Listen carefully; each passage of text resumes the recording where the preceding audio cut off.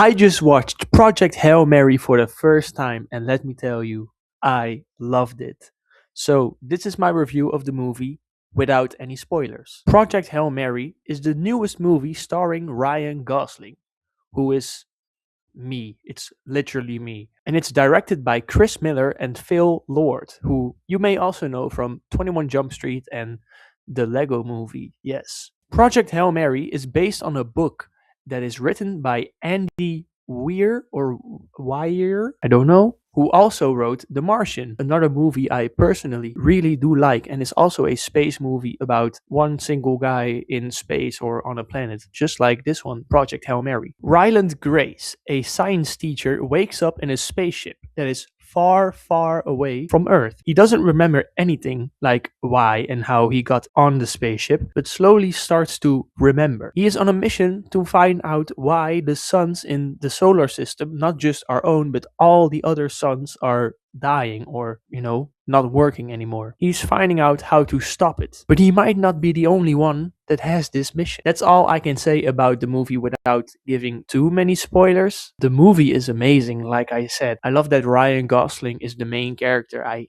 can't actually imagine anyone else playing this character. I mean, it's a mixture of a lot of humor, but also serious moments and emotional moments, and he combines those two very well. It's very well done. And Ryan really needed to perform on this since most of the movie is just him or him talking to Rocky, of course, the space alien, I was going to say, but every alien is from space. But Rocky is not a human, so therefore the performance really needed to be there for Ryan Gosling, and he delivered. And his character also needed to be interesting enough so the movie wouldn't get boring. I mean, the movie is 2.5 hours long, so if the main character doesn't work, we're going to be there for a while. But he does work. He was really charming. Also, it's funny because Ryan, not normally, not always, but most of the time, Ryan Gosling plays a character that is kind of quiet. Like, I know in The Gray Man, he was kind of quiet.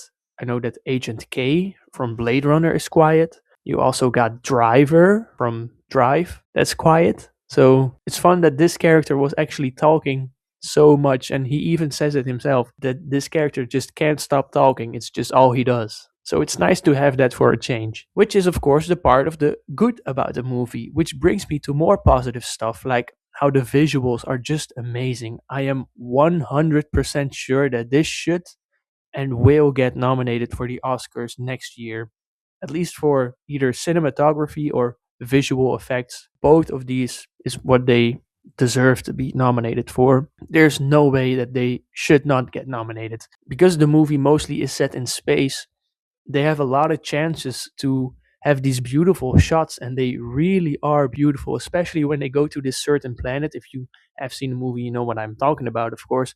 But there's just beautiful colors. It just not just bland colors, but even if you look at the poster of the movie, you see all these colors, and that comes back in the movie. So that's very well delivered. I also appreciate that Rocky was sometimes an actual puppet. Of course, he was also sometimes, most of the times, done with visual effects, but it does bring it so much more alive that they had this actual puppet on set to play this alien. I love that so much. And the movie is funny as well, which I already said. It brings out the comedic Ryan Gosling that we have seen in his past movies. Last movie he did was The Fall Guy, which was a funny movie. And my favorite, well, not my favorite movie of his, but I think the movie that is the funniest with Ryan Gosling is The Nice Guys. It's getting up there. Ryan Gosling just has this real good comedic timing, and it works every time, and it makes it also feel real that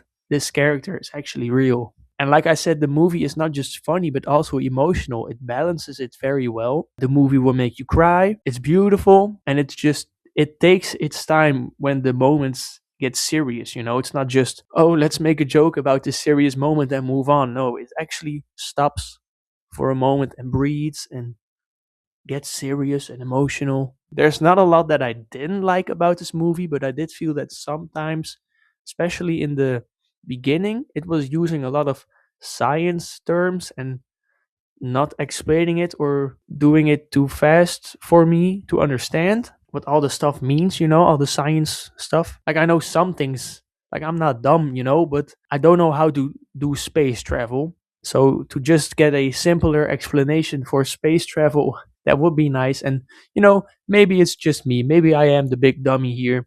And it's actually very obvious what they were doing. But yeah, I do wish they explained some things a little better, because I see all the numbers on the screen and the science and the rockets flying. I'm like, how are they doing this? I don't know how that works. I want to understand, but yeah, it must maybe be me. I'm probably the dumb person here. It's probably what it is. Also, it kind of had a, call this a Lord of the Rings problem, where I thought the movie had ended or was going to end. They were building it up, and then they kept going, and then there was another ending, and that was kind of dragging it for me towards the end. That you really started to feel the, well, not the whole 2.5 hours, but I thought that could have been different. But of course, it's hard because you have this book that they're getting the information out of, or the story, so they have to kind of follow that up. So I'm guessing, I didn't read the book, by the way, but I'm guessing that's also what happens in there. But still, though, these 2 points do not take away anything at all that I dislike the movie, because I actually do really like the movie.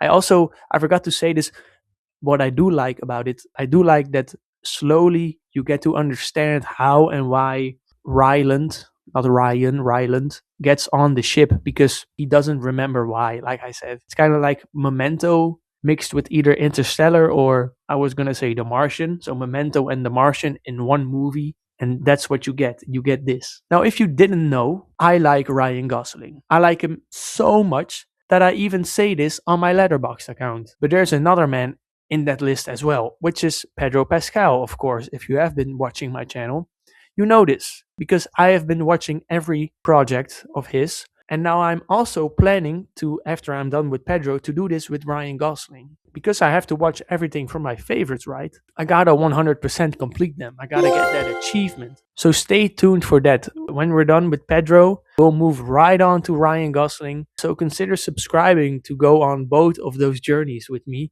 It's gonna be very fun, I can tell you that much. I am going to give the movie 4.5 stars out of 5 on Letterboxd. And I'm telling you all, please go watch this in theaters. It is so worth it. The less you know about the story, the better, actually. There's more surprises for you there. Yeah, just go watch this movie. You will really enjoy it. This is the 5th movie I've seen in theaters this year, which all released in 2026, except one of them was already released in 2025, but doesn't matter. It's still, I watched it this year in theaters. And sorry that I didn't review the other 4, but I do rank the movies that I watch in cinemas. So if you're curious, Project Hail Mary will go to the number 1 spot for me in the ranking for this year. For now, for now. There's other movies coming out this year, and there's a lot of good ones coming still. So I'm curious to see if anybody is, or any of the movies are going to be better than Project Hail Mary. And let me know what you all thought of Project Hail Mary. And if you have watched it, or if you're going to watch it, just let me know. I want to see your reactions as well, and what you thought of the movie. And also, let me know if you want me to watch every Ryan Gosling movie there is made, and other project he has been in. There's also this other stuff on his Letterboxd page, so I'm gonna have to watch it all. Let me know in the comments down below, and I will see you all next time. Oh, wait, no, it's like this, right?